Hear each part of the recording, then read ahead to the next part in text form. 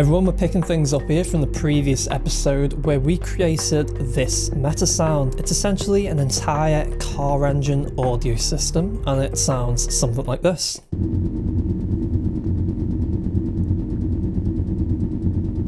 Now what we're going to be doing today is we're going to be going into the player control blueprint. You can see this is a wheeled vehicle pawn, very similar to the sports car pawn. We're going to be going into the event graph and we're going to be giving our Metasound the functionality it needs to work correctly. The next thing we need to do is to add the Metasound to this list of audio components. The easiest way to do that is to go and select it in the content drawer here. So you can see I've just selected my Metasound sound effects engine audio.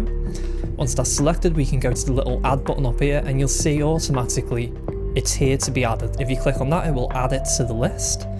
Once it's added to the list, it should appear inside of the little vehicle that we have here. I've moved mine and placed mine on the bonnet because that's where the engine will be. Now we're going to go to the event graph, and the first area we're going to look at is this little engine audio start-stop wave player system. What we're using is a custom event here. I've went over how to create custom events already, so if you don't know how to do that, you probably have to go back a few episodes. So we've got custom events here. This custom event is being called at the event tick.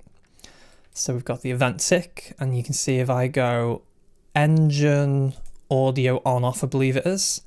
This is a call function. If you right click here and type in call function, this will give you a list of all the custom events that you've created. Once you've got that, select the one that is relevant and then connect that to the event tick. Now if I double click on this, it'll take me straight back to my engine audio start stop wave player. And now we have basically this custom event carrying event ticks to these branches and then all this functionality over here. So what's exactly happening here? Essentially it's the start stop wave player system. This relates to the Metasound with these trigger inputs that we have here. And essentially what we're doing is we're telling them when they need to execute, to tell these wave players when they need to play and stop. One thing I forgot to mention in the previous episode is how these triggers are configured. So you can see I actually have this trigger coming down into the reset of this trigger delay. I just wanted to highlight that because I didn't really highlight it in the previous episode. Now why am I doing that? Why am I resetting this trigger delay? The problem is, there may be an instance where we want to play a wave player and then we wanted to stop it, and then this trigger delay is holding that trigger for a little bit of time, and then let's say we go back to needing to play it, and then this trigger delay does something we don't want it to do. It fires off a pulse to tell the wave player to stop. And that's where you'll run into a little bug where the engine will stop playing when you want it to play.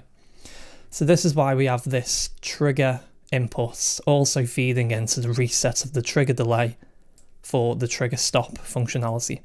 And that's the same down here as well. So you can see we are resetting the trigger stop here, and we are resetting the trigger stop here. So just thought I would highlight that. Anyway, we'll get back into the main event graph now. So first thing, coming out of this custom event, go get yourself 3 branches. These branches are basically going to be checking what the engine rotation speed is. So you can see the condition of these branches is we're getting the chaos wheeled vehicle movement components. We're saying what's the engine rotation speed. We've multiplied that by 0.001 in all 3 of these instances. And we're saying, are we less than 2? Are we less than 4? And are we less than 5? That's being fed into the condition of each of these branches. Ultimately, what we're trying to do is we're trying to figure out which of these wave players should be playing and which of these wave players shouldn't be playing. So we're just defining what that is first so that we know how we want to feed into the rest of this functionality. Now, with that out of the way, what we're doing is we're going into 3 sequences. If you haven't used a sequence before, you can click this little add pin button and you can see these we have 2, these we have 3. What a sequence does is it basically fires off in a sequence. So it says then 0, it'll fire off here first, then 1, it'll fire off here second. So that's essentially what these sequence nodes are doing. Now, out of the sequence nodes, we have a little bit of a configuration going on here. Out of the 1, you can see we're going into the do once here. Out of the 2, you can see we're going into the do once, and then out of the 1 on this one, you can see we're going into the do once. So the last thing these sequences are doing is carrying that logic forward to the do once. What the sequences are doing before they carry that logic forward to the do once are resetting the other do onces. So you can see here on the then 0, we're going to the reset of this do once. On the then 1 of here, we are resetting this do once. On the then 0 here, we're resetting this do once. And on the then 1 here, we are, sorry, the then 0 here, we are resetting this do once. So we're constantly making sure that when we're not going down a certain path, we're always resetting the do once so that we can use it again the next time we need it. Coming out of the do onces, we're then going into the logic, which is ultimately going to tell these wave players which ones should be playing and which ones should be stopped. So what we have is these components here. So this is the actual Metasound component, which is allowing us to reference the engine Metasound. So you can get that from over here. You can see this is called MS Sound Effects Engine Audio. So if I type that in here, MS_sound effects engine, you can see I can just grab that here and I've got one of them. Now from here, you can drag off and get all the nodes that we need to get. So you can see here, we've come off this into an execute trigger parameter. Now this is where the naming convention becomes very important. If I go over here, back to our Metasound, you can see this is called trig_1-2_range_play. And you see we've named it exactly the same here. And you see for the stop functionality, this is saying trig_2-4_range_stop. This is referring to these over here, the 2-4 range stop, and we also have a 4-5 range stop. So you can see what we're doing is we're saying if the engine rotation speed is less than 2, we're going for a sequence. The do once, we're saying we're less than 2, therefore we want to hear range 1-2, that's 1000 RPM to 2000 RPM, play. And if it is less than 2, that means we want to say to range 2-4 and range 4-5 to stop, because we're not going to be hearing them anyway. They're essentially going to be crossfaded out. There'll be silence. So there's no point in running that audio, taking up extra headroom. So that's why we're doing that. Now to make sure we're all on the same page with this configuration here, essentially what we're doing is we are executing these triggers to essentially start and stop these wave players in batches. So this is our lower RPMs, here are our mid RPMs, and this is our higher RPMs. So we're essentially telling them to stop when we shouldn't be hearing them and start when we should be hearing them. So you can see here, when we are in the lower RPMs, we're going 1-2 range play, but we're saying to 2-4 and 4-5, stop. So we're sending down those trigger stops to the 2-4 and the 4-5. When we're in the middle of our RPM range, we're saying 2-4 range play, then we're saying 1-2 range stop, because we don't want to hear the lower RPM sounds. And then we're saying 4-5 range stop, because we don't want to hear the higher RPM sounds. Then when we get down this branch, we should be hearing the higher RPMs. So you can see trig 4-5 range play, and you can see we have 1-2 range stop and 2-4 range stop. So ultimately, it's just relating to how these trigger inputs fire off. When should they be firing off to play? And when should they be firing off to stop? So with the engine audio start-stop wave player logic out the way, what we should now be looking at is this engine audio crossfading system. So what we have is this rather intimidating block of event graph, which, you know, it looks quite a lot, but it is ultimately just copy and paste. So if I go down here, you can see all of these just set float parameters, and we've got 1, 0, 0, 0, 0. This one goes 0, 1, 0, 0, 0, and it just keeps on going along. So if I go diagonal, you'll see each of these diagonally are 1. So that's essentially what's happening, and then the rest are 0. And what we're doing is we're basically setting the float parameters over here. This is our crossfade logic. This is why it's so bulky and big. We're essentially taking care of these float event graphs here. So when we are at 90 hertz or 900 RPM on the vehicle, we want this event graph to say 1, aka we want to hear it. If we are at 90 hertz, we don't want to hear the 100, we don't want to hear the 125, we don't want to hear the 150, so we've got to set all these to 0. As we come up the RPMs, this 90 volt has to become 0, then this 100 has to become 1. We go higher again, this will become 0, this will become 1. And that's essentially what's happening here. We are continuously setting those float graph inputs to continually change what should and shouldn't be heard. And this is ultimately what's allowing us to escape that excessive pitch shift issue that you'll tend to get with an engine system. What a lot of people do is they'll grab one engine audio loop and they'll just pitch shift it as much as they need to get it to extend the entire RPM range. And obviously that is detrimental to the audio quality. The benefit of this system is that you can plug into these wave players real car engine audio loops, and all this will take care of it and it'll sound flawless. So it's kind of like the trade-off. You've got a lot more complexity, but it will sound really good if you get your hands on those engine audio loops. Obviously we've just used synthetic sounds in place of the actual real engine sounds, but you could use real engine sounds. That's kind of the point. Okay, so now with that explained, we're going to start off here with a custom event. This custom event is being called once again by the event tick because we have to continually check what the RPM is. So there's no escaping it really. You can't really use a one-off solution. You've got to continually, every single frame, say, what's the RPM, what's the RPM, what's the RPM, and then acting accordingly depending on what the engine RPM is. So we have the event tick, and we are, you see here, engine audio crossfade. That's a call function. We've already been through how you get that. If I double click this, it'll take us back to this custom event. Then we have a whole bunch of branches. Let's count them, shall we? 1, 2, 3, 4, 5, 6, 7, 8, 9, 10, 11. So we have 11. Now, if I hazard a guess, I would assume that we have 11 wave players. So 1, 2, 3, 4, 5, 6, 7, 8, 9, 10, 11. 12, okay.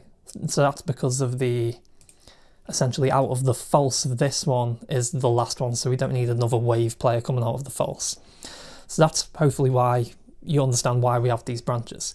Could you have used switch on int? I'm not too sure, I'm hesitant. A switch on int, which if you don't know, this is the node for that, switch on int. So what's really great about this is we can just add pins and we can essentially get this to work a certain way depending on what the integer coming in here is. And it would be a lot neater because you're not dealing with lots of branches. My main worry with using a switch on int is what happens if somehow the engine rotation speed jumps above that specific integer or jumps below that specific integer. If that happens, then the functionality isn't going to fire off down these float parameters. So the easiest way to do it is to just say, you know, are we less than 1? And that's going to composite any value under 1. Therefore, we can guarantee that it will fire out the true of this branch.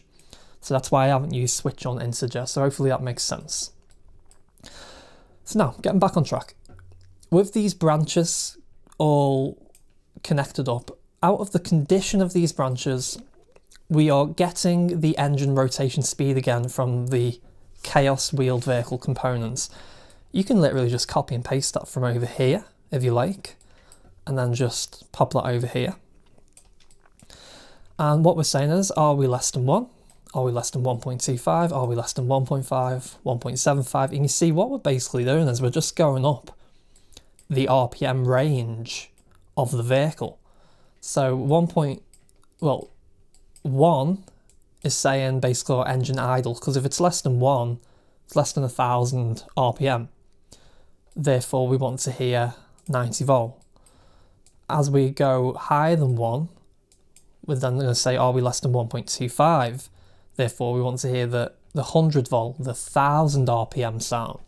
So that's essentially what's happening here. We are relating these less thans to the RPM of the vehicle. So if I go over here and I look at our wave players, hopefully you'll remember from the previous episode, this is our 90 Hz engine rumble, this is our 100 Hz engine rumble, and all of this is just relating to the RPM of the vehicle.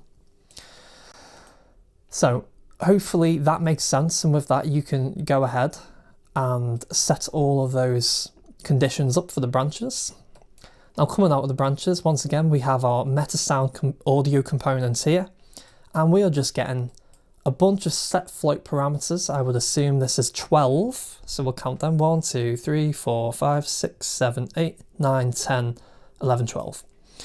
So all these set float parameters are relating to the crossfade logic inside of our Metasound. So you can see here, this one's called 90 underscore vol, this one's 100 underscore vol, this one's 125 underscore vol, all the way up to 500 underscore vol. And you'll notice that all of these set float parameters have those names: 90 underscore vol, 100 underscore vol, once again all the way up to 500 underscore vol. And they have to be named correctly or they will not carry that information across to the Metasound, so always make sure you've named correctly. Then all we're doing, hopefully this is all you'll need to know now, you'll be able to set up the rest of this yourself, is we're saying, you know, when we're less than 1, we want to hear the 90 underscore vol sound. Now if that's false, we're going down here, we're saying, are we less than 1.25? If that is true, then we want to hear 100 underscore vol. So you can see these little float values here, they're basically getting set to 1 or 0. So this is set to 1, the rest of these are all set to 0. Going down this branch, this one's set to 0, this one's set to 1, the rest of these are all set to 0, and you can literally just go down diagonally. So if you wanted to, you can copy and paste this and basically make this big block, and then you just go down diagonally, changing it so that 1 goes down like this. So this is 1, this one's 1, this one's 1, and this will get you working in the correct functionality. If I just follow all the way down diagonally, you can see that that's essentially how that's set up. It looks very intimidating, it's actually very simple. And that will make it so that this crossfade logic is working correctly. So hopefully that all makes sense. There's really no point in me going through this one by one because it is literally copy and paste. But if you do need any help, let me know in the comments and I'll see what I can do. The next thing we need to communicate from the event graph is what the engine Metasound should be doing in terms of modulation. So as I go through these, you should be able to see the parameters that we are changing. So we've got the pitch shift float parameter, the engine fizz float parameter, the engine synth pitch, the syn LPCO, which is the synth low pass cutoff. You can see we've got synth 1, 2 and 3 on those low pass cutoffs. So those are essentially the things we're modulating inside of the Metasound here. Hopefully you'll remember those names from the previous episode. So let's start with the custom event. So we have a custom event. It's called engine audio dash modulation. That is being called using a call function, once again over at the event tick. So we go to the event tick, engine audio dash modulation, double click on this, it's going to bring us back over to the engine audio modulation system.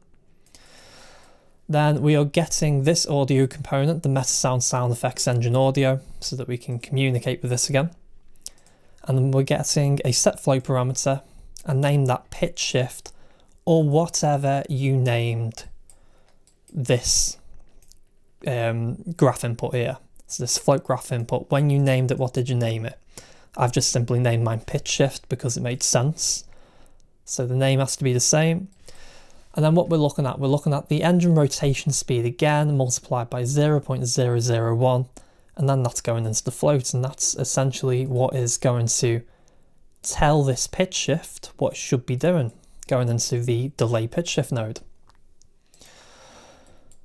So with that out the way, the next one we're going into is another set float parameter, and it's called engine fizz. This engine fizz is going into a map range clamped. The value of this is essentially we're getting the engine rotation speed from the chaos wheeled vehicle here, which goes into the value. And we're also getting the engine max rotation speed. So this is going to tell us what is the highest RPM we've set in this chaos wheeled vehicle. And I believe it might be 7,000. So that in range B will be receiving a value of 7,000, but that depends on what you've set it as.